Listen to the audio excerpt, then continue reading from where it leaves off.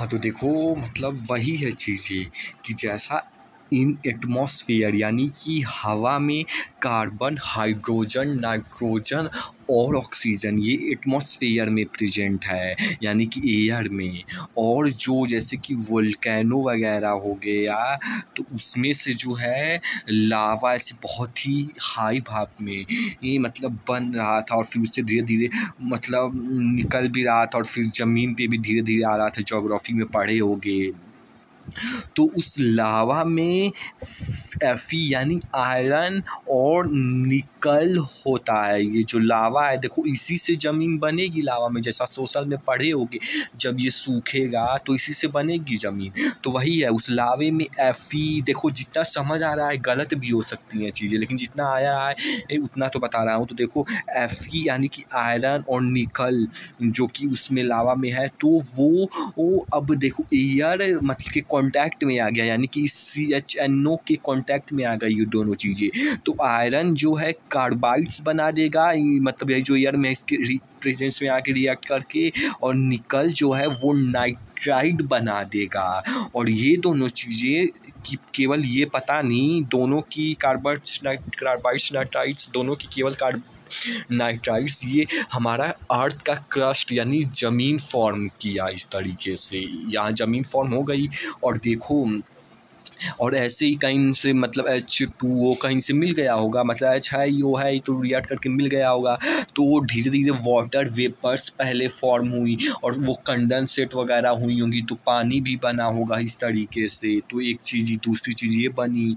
और देखो जैसे कि ये अब ये आपस में भी तो रिएक्ट करेंगे, तो देखो ये आपस में रिएक्ट करके CO यानी कार्बन ऑक्साइड बनाएगा, मीथेन बनाएगा, एमोनिया, CO2, तो इस तरीके से अलग अलग गैसेस बनाएंगे।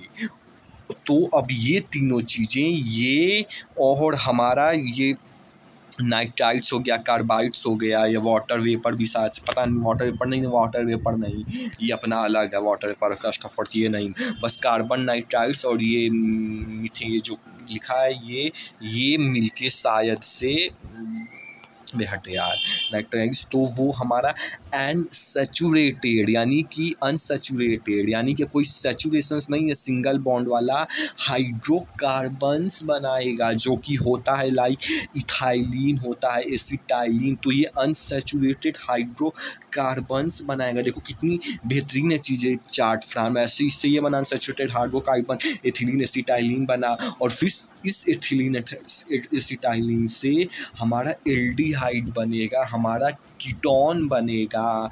एल्डिहाइड O और कीटोन बीच में चेन के O, और एल्कोहल बनेगा, और भी ऑर्गेनिक एसिड्स बनेंगे।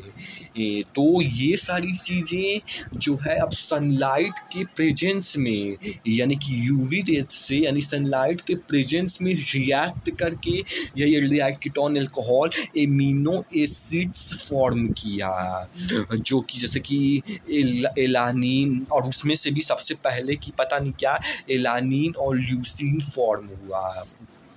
और एमिनो एसिड से फिर धीरे धीरे प्रोटीन का स्ट्रक्चर बना, फिर अपना उस प्रोटीन से जैसा देखते हो इस फिर धीरे धीरे करके हमारा प्रोटीन से मतलब बॉडी बना। तो ये सारी से, तो देखो चीज़ें आसान है शायद से। यहाँ देखो एब्जॉर्ब तो हो गया, थोड़ा बहुत जो गलत होगा वीडियो देखें समझ आ जाएगा, लेकिन एब्जॉर्ब तो हो गया। हमने काफ़ी अच्छे से बताने की कोशिश की किस तरीके से बना। बस देखो एल्डिहाइड कीटोन से और ये बना था ये एसिटाइलिन हाइड्रोकार्बन, तो बस रिपीट नहीं करूँगा। तो ये चीज़ इस तरीके से बनी हमारी बॉडी।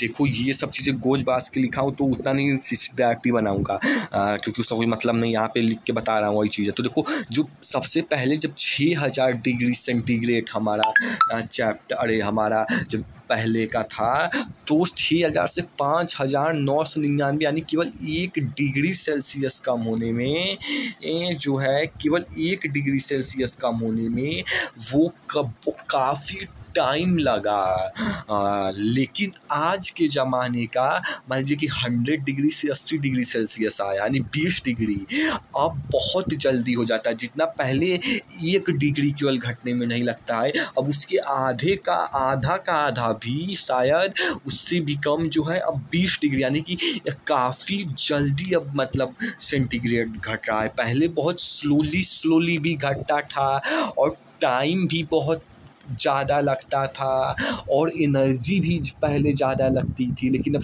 टाइम भी कम लगता है, एनर्जी भी कम लगती है और काफ़ी जल्दी भी हो जाता है। तो वही चीज़ है कि अब 100 से 80 डिग्री आने में बहुत, तो ये सारी चीज़ें मतलब चेंज हो गई, जो कि अच्छी तो नहीं है, लेकिन छोड़ो। तो ये चीज़ हुई। और देखो पता नहीं क्या लिखा है कि अर्थ का टेम्परेचर जो है वो स्लोली मतलब पहले बहुत हीट वगैरह था, बहुत टेम्परेचर हाई था, तो उसका टेम्परेचर धीरे धीरे स्लोली ठंडा हुआ, कंडेंसेट बना, छोड़ो। तो देखो अब ओरिजिन ऑफ कोलाइट्स, देखो ये सब ओपैरिन की 7-8 स्टेप्स की थ्योरी है, जिसमें से एक दिन हम क्योंकि स्कूल से हमको निकाल दिया गया था तो बीच वाला छूट गया है, लेकिन फिर भी जितना है उतना बता रहा हूँ। बीच वाला वीडियो देखना शायद से अगर बताएंगे ना हो, अगर बताएंगे तो देखो जो हमारा ऑर्गेनिक एसिड है तो वो बन गया, जैसे कि अभी हमने देखा था उसमें का कहाँ का लूसी में का। तो देखो उस ऑर्गेनिक एसिड से हमारा प्रोटीन भी बनेगा, उससे कार्बोहाइड्रेट भी बन जाएगा और फैट भी बन जाएगा। तो इसी कोलाइट्स, यानी कहने का मतलब ये जैसे ईंट से घर बनता है वैसे ही ये प्रोटीन, फैट, कार्बोहाइड्रेट, ये हमारा ऑर्गेनिक एसिड वगैरह ईट है और इससे हमारा जो बॉडी वगैरह बना। तो यही चीज़ है। और इनफैक्ट जो लाइफ की मतलब उत्पत्ति है वो इन्हीं केमिकल से हुई है। जैसे प्रोटीन भी केमिकल है, फैट भी केमिकल है, कार्बोहाइड्रेट तो इन्हीं केमिकल से हुई है। तो देखो बस वही था कि प्रोटीन, कार्बोहाइड्रेट, फैट, यही सारी चीज़ें जो कि और कोलाइट्स मतलब छोड़ो जो भी हो, तो वो कोलाइट्स ईट का एग्जाम्पल देखिए। तो देखो जैसा कि वो वाला डायग्राम था, तो देखो उसमें पूरा तो नहीं मतलब वहाँ से एब्जॉर्ब कर पाए, लेकिन जितना कर पाए उतना बता रहे हैं। तो देखो सबसे पहले तो यहाँ मतलब उस बर्तन में जिसमें भी H2O यानी कि वाटर लिया जाएगा, फिर जिसको मतलब हीट यानी फायर से बॉयल किया जाएगा।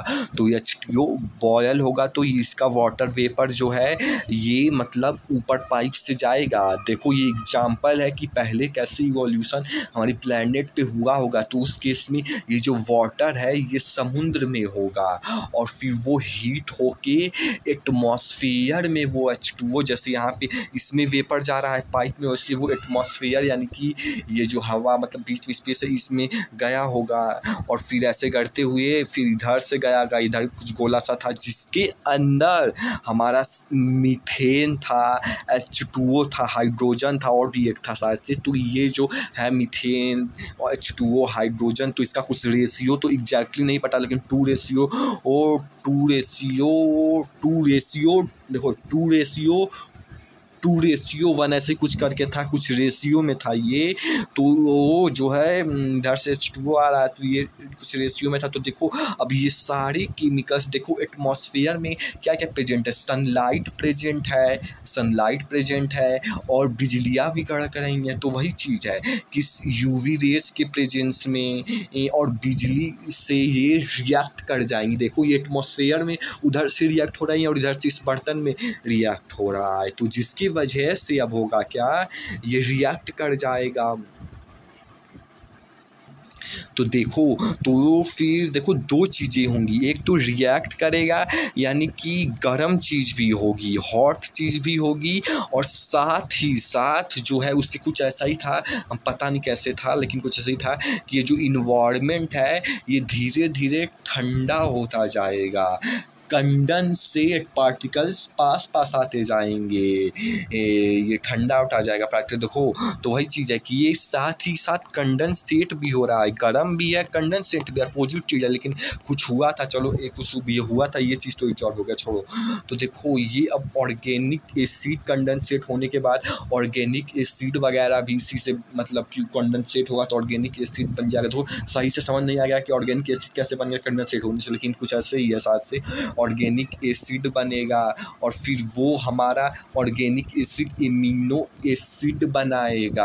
अब इम्यूनो एसिड से तो फिर इंसान बन ही जाएंगे। तो इस तरीके से कुछ कुछ था, अभी अधूरा है लेकिन जितना है उतना एब्जॉर्ब है। तो देखो हमारी जो अगली चीज़ है कि हमारी जो उत्पत्ति है वो जो है मतलब कि समुद्र से हुई है। जैसा कि जानते ही होंगे हम लोग समुद्र से आए हैं। तो वो जो इम्यूनो एसिड से अभी इतना बताए हैं बन जाता है, वो सबसे पहले समुद्र वगैरह में बना, वहाँ पे मछली के रूप में, फिर उसमें से धीरे धीरे लैंड पे जंप किए, फिर उसमें से काफ़ी जो जंप किए मर गए, फिर धीरे धीरे इवॉल्व हुए तो कुछ सर्वाइव। तो वही है कि समुद्र से हम लोग जंप की मतलब कि आए हैं। तो देखो अगली चीज़ है कि इसमें कुछ लिखा है कि ओशियन का टेम्परेचर पहले 80 डिग्री 90 डिग्री सेल्सियस था, इतना ज़्यादा था, फिर धीरे धीरे वो कम हुआ। यहाँ पे ऐसा कुछ लिखा है। देखो इधर गोज गास के लिखा हूँ, तो गोज गास के बताऊँगा तो समझ नहीं आएगा, सीधा सीधा इस पर लिख देता हूँ।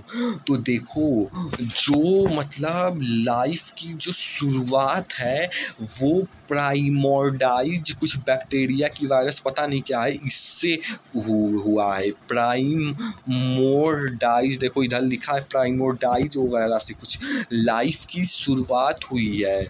और यहाँ पे मेन चीज़ जो वो है कि जो बैक्टीरिया होता है वो लिविंग बीइंग होता है, लेकिन जो वायरस होता है वो हाफ हाफ होता है। ना तो उसको पूरी तरीके से लिविंग बोल सकते हो, ना तो पूरी तरीके से नॉन लिविंग बोल सकती हो, क्योंकि दोनों होता है, लिविंग भी और नॉन लिविंग भी वायरस। लेकिन बैक्टीरिया लिविंग होता है, ऐसा ही कुछ था।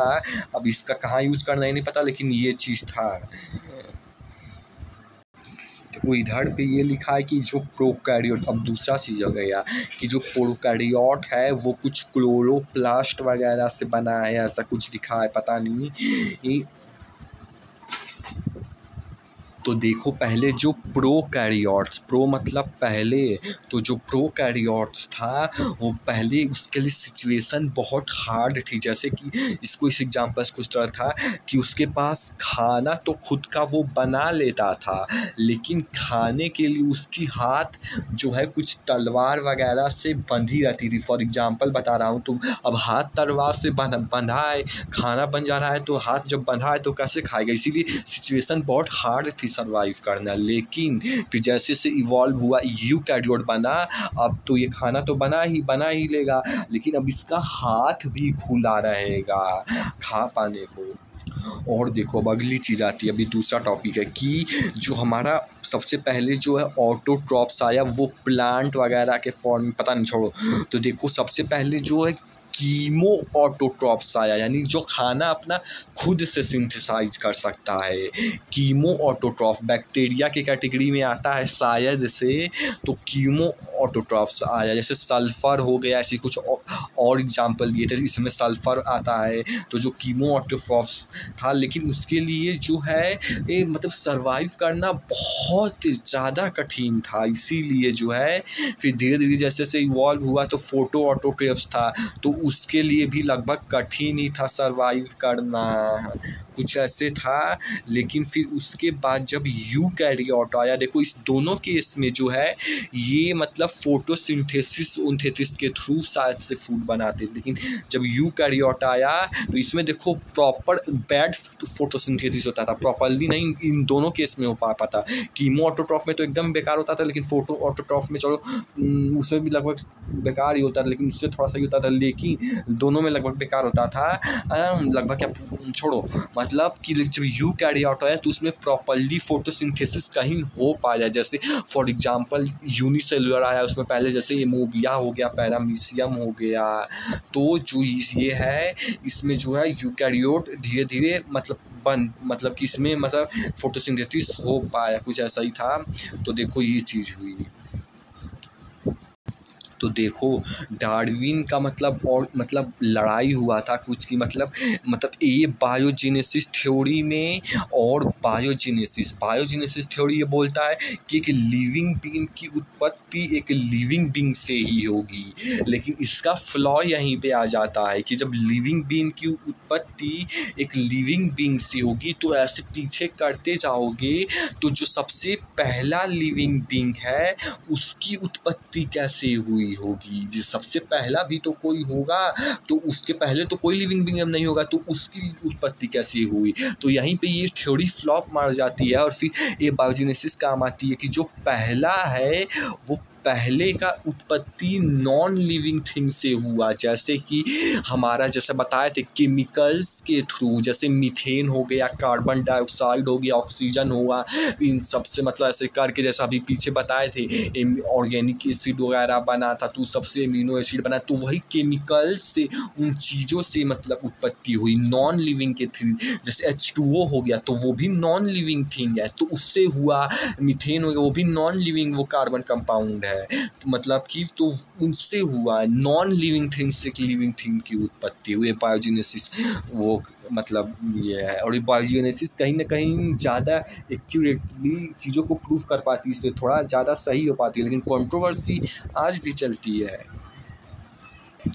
और यहीं पे मतलब ये जो दिया था जिन्होंने ये बायोजेनेसिस थ्योरी वो दिया तो था किसी ने, लेकिन उसको सपोर्ट करने के लिए कुछ और लोग भी आए, तो वो अलग अलग थोड़ा ज़्यादा डीप में नहीं बताइए कि वो अलग अलग चीज़ उसमें जो आदम का था मतलब उसको कि पहला लिविंग बीइंग मतलब भगवान ने बनाया, और वो खुद ही एक जी ऐसा ही कुछ था कि वो मतलब उसका भगवान कहाँ से आया, बायोजेनेसिस वाले बोले, तो बायोजेनेसिस वाला बोले कि भगवान खुद ही क्या सही कुछ था कि वो खुद ही मतलब एक जीव ऐसा ही कुछ था कि वो खुद ही वो ऐसे ही कुछ था, तो छोड़ो